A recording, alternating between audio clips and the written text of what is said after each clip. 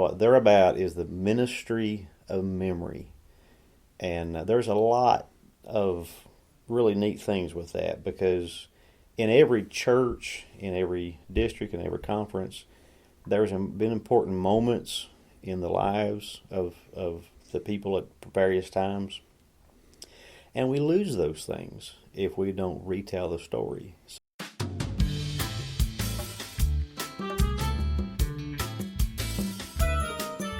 Hello, this is Pastor Terry Goodman, and I want to welcome you to the Wesleyan Connection. This podcast is primarily for the clergy and laity of the Holston Annual Conference. Join with me now as I take a look around the Connection and share some of the things happening in the churches of our annual conference.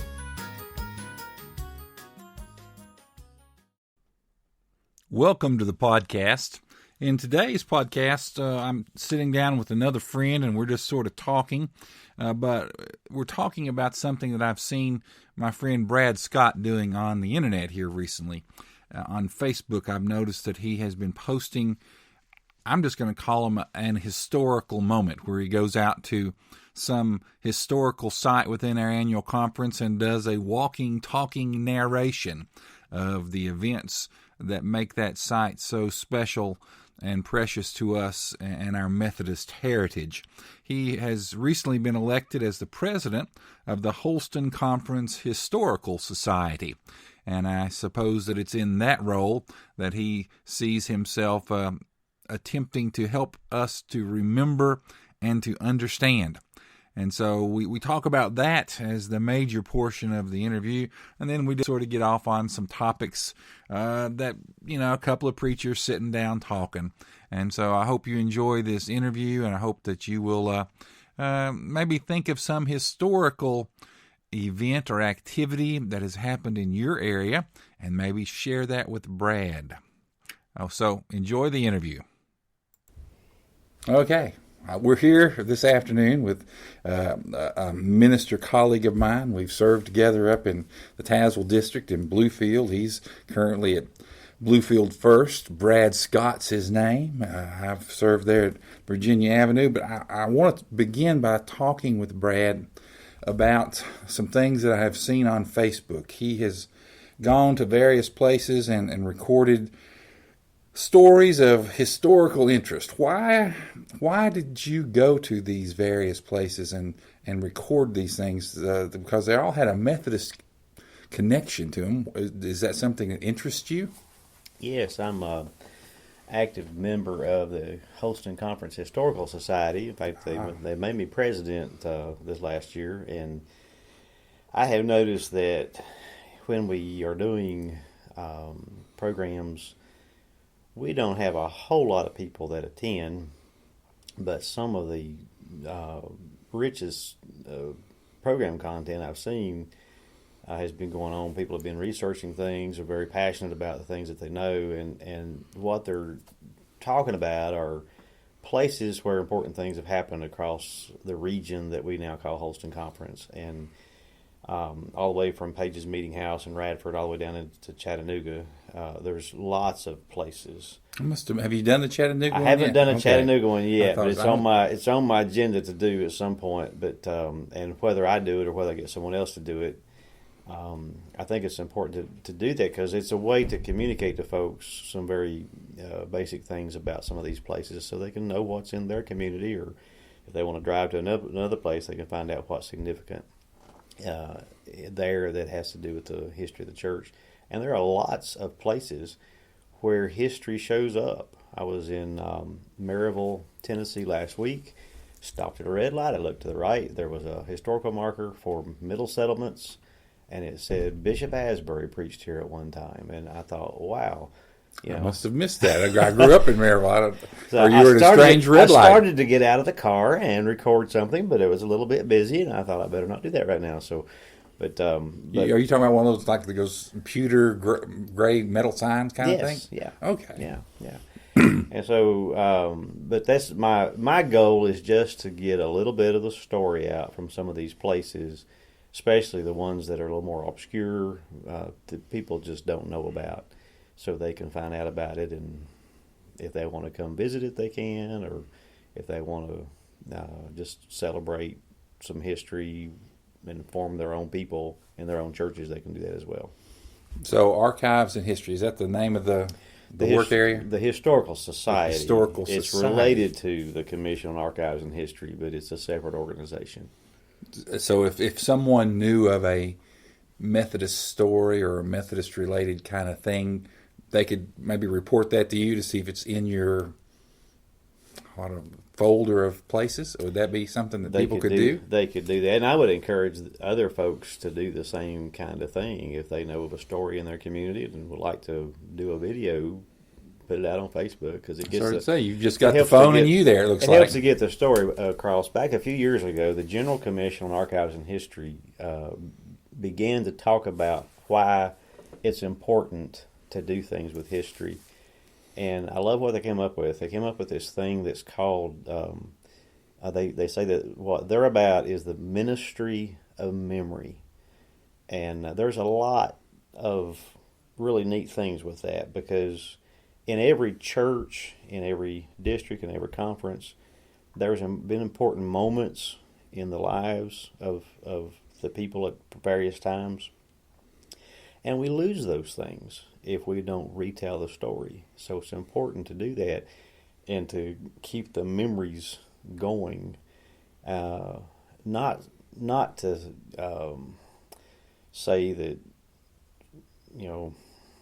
a bed's important because Asbury slept there, but to talk about... Hopefully that bed's not still around.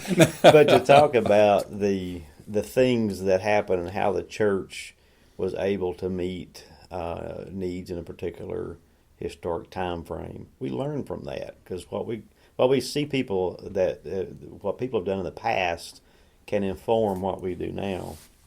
The old saying is, if we don't. Those who fail to heed history are doomed to repeat it. Exactly, and so if we can learn from it positively, and it has a good effect for us, and just to uncover the stories. Holston is a place that is just replete with stories. In fact, we even have a storytelling center in the middle of Holston Conference, and we have a superintendent that is known for his storytelling abilities, and we need to embrace our stories and share them and learn from them.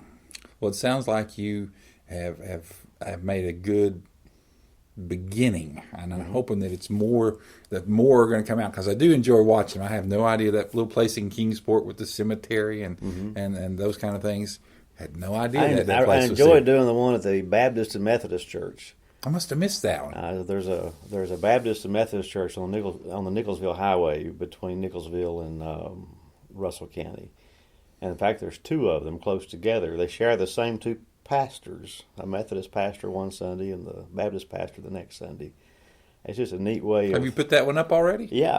I'll have to go back and try to find it. But that's just a neat way to see how churches can get along, especially in this time when so many people are not getting along. The one thing about Facebook, is sometimes I think if I check it every day, I'm going to get the stories. But if I skip 3 or 4 days, it's going to put your feed up on a day, obviously, that I missed, because I don't remember seeing that story. Yeah. So check your Facebook often and see if Brad has a new story up. Another thing about you and Facebook, you sat down at the piano one time on Facebook and played a song. I can't remember if it was one that you wrote or an old hymn that you found. They're old hymns. I don't write. I just enjoy playing and singing for my own good. And I don't know what possessed me to do that day, but I did it. And well, I enjoyed it. I've received all kinds of compliments about it, so I appreciate that. But I like old songs, and when I discover one, it just kind of gets in my mind, and I kind of have to play it out to get it off my heart. Well, where were you raised? Where did you grow up? I was born in the big city of Kingsport, Tennessee, in Holston Valley Hospital. Cried so hard they took me straight over to Scott County, and that's where I was raised, in a little place between Weber City and the state line. Okay. Which, because it was south of the river, we had a Kingsport telephone number and a Kingsport address, but we were actually Virginia residents. Oh, okay. Yeah. So you were sort of an outcast in the land? Yeah, we didn't feel like anyone accepted us, but I went to a little church in Carter's Valley in Sullivan County, north of Kingsport, a little community called Morrison Chapel United Methodist Church. So you grew up in the Methodist church. Mm-hmm. I'm a transplant. I started out in the Baptist church. That church was my family's church since 1857. I love this story that we didn't even acknowledge this in our family. We didn't, as much as we love history, we didn't celebrate it that much, but my great-great-grandmother was converted under a revival that was being held in a little log church house that used to stand in what is now the cemetery of Morrison Chapel. And I think the church house predated the Methodist church, but they used it as a meeting place when preachers came through. And in her family Bible, she tells about when she was born, and then right under that, she wrote, "Born of the Spirit, May 23, 1857. And when she was converted in 1857, and another young man in the community was also converted at the same revival, they say that is the beginning of that church. First two members that they ever had. And the interesting thing is, the faith came down 5 generations to me through the women in my family.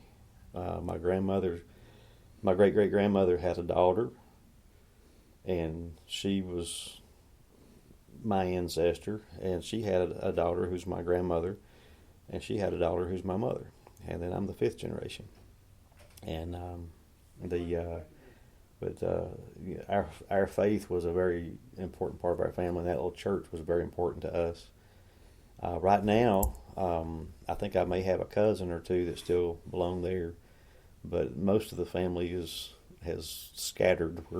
We're gone, but of course I'm in the ministry, and my sisters are in other churches, and my mother lives in Johnson City, so we've all gone to other places, but we still love that church. It was very formative for us. Well, when you think of that concept of your great great-great-grandmother writing in her Bible the day that I was spiritually reborn, mm-hmm. Do you think people today still have that same sort of feeling, or is it less? I think people forget to write it down, and maybe we don't make enough emphasis on it, but I can remember when Marvin Howard was doing revivals. If someone made a profession of faith, he would tell them to go home that very night and write in their Bible that they were saved that night, and that kind of helped me be a little more intentional about that kind of thing with folks. But I do think we sometimes forget to make a big deal out of that. It's a big deal. The immediacy of it is, but we forget to go back and mark that as a celebration. But yeah, I think we're not as aware of those kind of things now. So, how long have you been in ministry? I started in. I was under appointment in 1989. So I've been in longer than you. Well, I was ordained deacon the year before when I was appointed to attend school. Okay. So I'm in my 29th year. I think I'm like 34, going on 35. Yeah. Okay, yeah. Well, you got some time on I'm your elder. Yeah. Hey, I was the youngest elder in Holston Conference for 2 years straight, but I'm not now. No, that's for sure. At one point, I was one of the oldest dads, but I think Tabor beat me out on that when he and Mary Lynn had their daughter. Well, as you look back over, we'll say 30 years, I'll round you off there. What kind of changes have you noticed in the way that churches do church?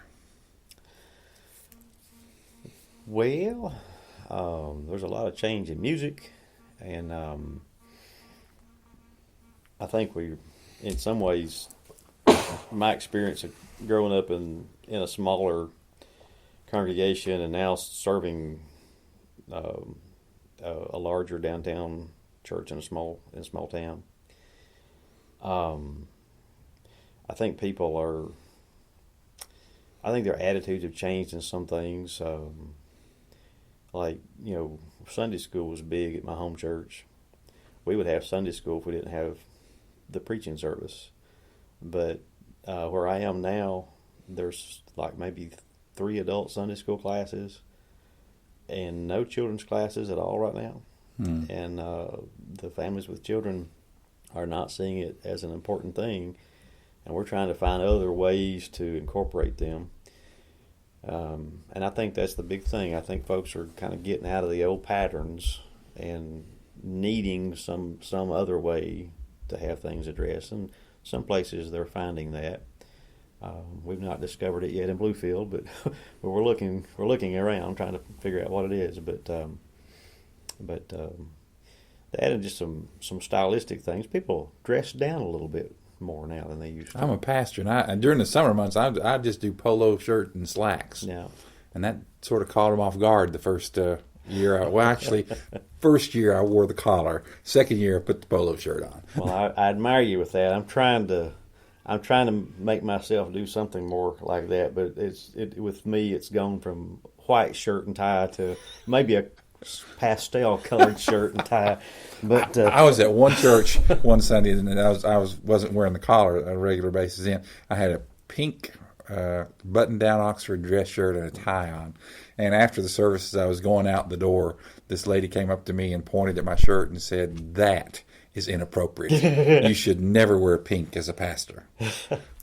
I got it clean and wore it again next Sunday just to prove my point that I can wear a pink shirt if I want to. Yeah. So I'm just going to close out with 2 questions. First question is, I've been asked this question for everybody in the world, and I just suddenly forgot the question. Oh, passion. Mm-hmm. What's the passion that keeps you in ministry?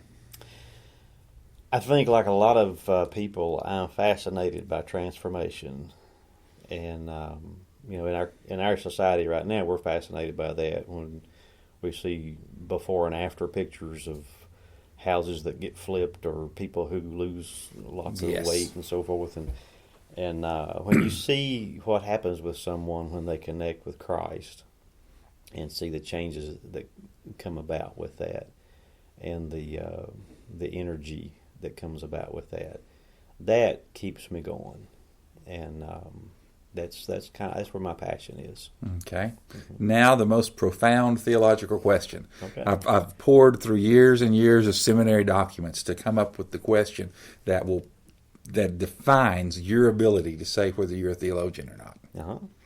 What is your favorite dessert? Oh gosh, now this is hard. I am a strawberry fanatic, so strawberry shortcake. High on the list? It's very high on the list, but you cannot downplay the importance of any form, shape, or fashion of banana pudding. I believe I'd take strawberry dumplings over banana pudding. Bananas are okay, but strawberries would be higher on my list. Well, being an inclusive pastor in United Methodist Church, I'm willing to accept any dessert. Whatever. Any dessert. I think my folks believe I have turned heretical. I put an article in the newsletter the last couple of weeks saying that we have a fellowship supper on first Wednesday of each month, mm-hmm. which for March is going to be Ash Wednesday and so forth. And I said, since we're entering into the season of Lent, I want a simple meal. Soup, sandwiches, and no desserts. And they're going, no desserts? That's heresy. That's heresy. We may have to vote you out, preacher. You are moving this year, aren't you? But, I appreciate you, Brad. I appreciate our friendship over the years, and I hope that we'll continue to be able to get together every now and then. And I want to thank you for sharing on this podcast. I appreciate you too, Terry. Thanks. This is Pastor Goodman. Thanks for listening to this edition of the Wesleyan Connection. Be sure to check back often for more podcasts.